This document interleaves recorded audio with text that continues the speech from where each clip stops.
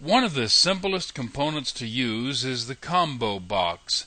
You can simply declare yourself an array of choices and use that in the construction of the combo box. The component then handles the pull-down list and display of the current selection.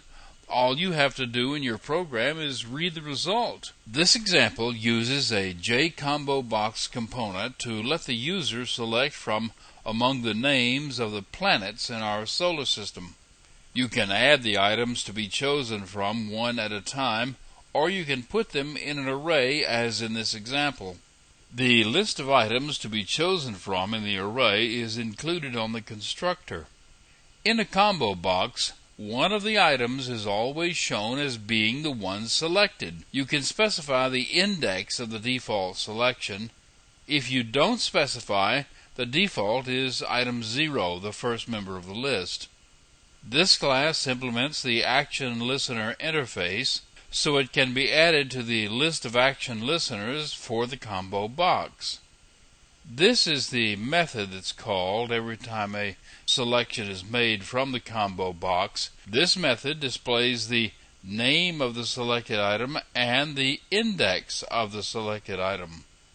Here's how it works. Here you see the original appearance of the combo box with just the selected item showing.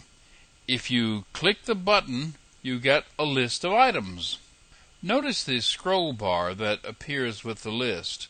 This is what happens when there are more items in the list than can fit into the display.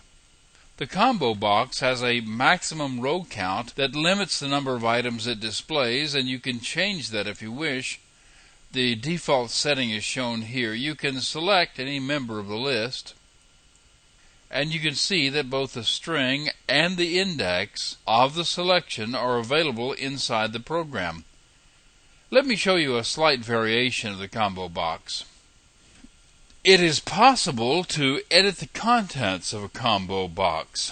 This example is exactly like the previous one, except for one line of code. This, the call to set editable. This call makes it possible for the user to enter a name as well as select one that's already there. Now you can enter a name like this.